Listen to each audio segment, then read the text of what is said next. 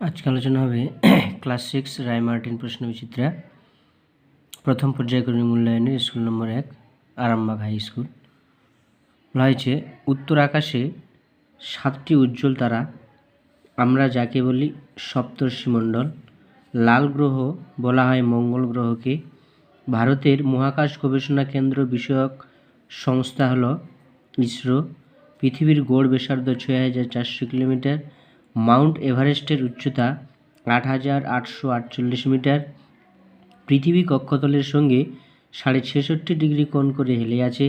সূর্যোদয়ের আগের সময় হল উষা। ভারতের রাজধানীর নাম নিউ দিল্লি। ভারতের ক্ষুদ্রতম রাজ্য গয়া।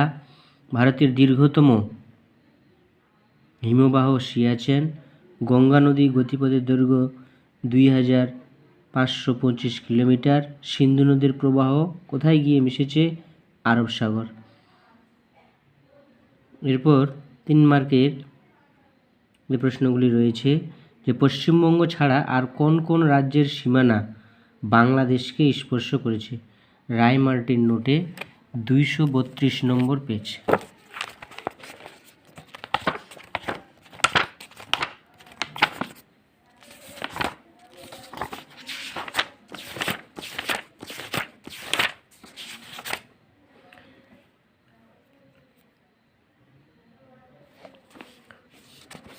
প্রশ্ন ছিল পশ্চিমবঙ্গ ছাড়া আর কোন কোন রাজ্যের সীমানা বাংলাদেশকে স্পর্শ করেছে? এই যে দেখতে পাচ্ছেন বলছে পশ্চিমবঙ্গ ছাড়া অসম, মেঘালয়, ত্রিপুরা এবং মিজোরাম রাজ্যের সীমানা বাংলাদেশকে স্পর্শ করেছে। পরের যেটা প্রশ্ন ছিল ভারতের প্রতিবেশী দেশ বা রাষ্ট্রগুলির নাম লিখো। টেক্সট বই 67 পেজে। 67 পেজে ভারতের প্রতিবেশী দেশ বা রাষ্ট্রগুলি।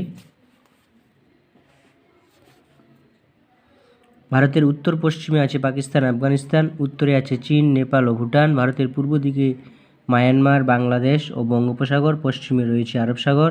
একেবারে দক্ষিণে রয়েছে ভারত মহাসাগর ও শ্রীলঙ্কা। পরের প্রশ্ন ভারতের কয়েকটি বিশ্ব সাংস্কৃতিক ঐতিহ্যপূর্ণ স্থানের নাম লিখো। টেক্সট বই 68 পেজে। এই যে বিশ্ব সাংস্কৃতিক ঐতিহ্য স্থান খাজুরাহ, অজন্তা ইলোরার গুহা, কোনারক দিল্লির হুমায়ুনের সমাধি, আগ্রার তাজমহল। তারপরে রয়েছে নিরক্ষরেখা কাকে বলে? নিরক্ষরেখার মান কত? টেক্সট বই 20 পেজে।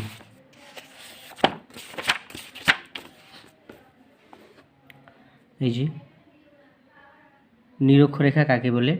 বলা রয়েছে 2 মেরু থেকে সমান দূরে পৃথিবীর মাঝ বরাবর পূর্ব পশ্চিমে বিস্তৃত ওই কাল্পনিক রেখাটিকে বলে নিরক্ষরেখা বা বিষুবরেখা। এই নিরক্ষরেখা বা বিষুবরেখার মান হচ্ছে 0 ডিগ্রি। তারপরে রয়েছে মূল দ্রাঘিমা রেখা বা মূল মধ্যরেখা বলতে কী বোঝো? এর মান কত? টেক্সট 22 পেজে। মূল মধ্যরেখা বা দ্রাঘিমা রেখা বলতে কী বোঝো? এর মান কত? বলছে উত্তর মেরু থেকে দক্ষিণ মেরু পর্যন্ত অঙ্কিত অর্ধেক বৃত্তরেখাগুলি হলো দ্রাঘিমা। বলছি এর মান কত? 0 ডিগ্রি। তারপর রয়েছে অক্ষরেখা ও দ্রাঘিমা রেখার মধ্যে পার্থক্য লিখো। রায়মার্টিন নোটে 77 পেজে।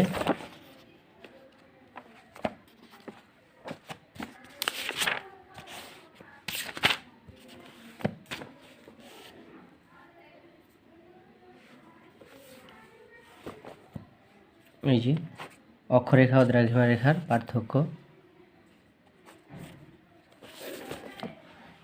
তারপর রয়েছে গঙ্গা নদীর উৎস, দৈর্ঘ্য, উপনদী প্রবাহতে গড়ে ওঠা প্রধান প্রধান শহর, নগর, পতনস্থল কোথায় গিয়ে মিশেছে? টেক্সট বই 73 পেজে।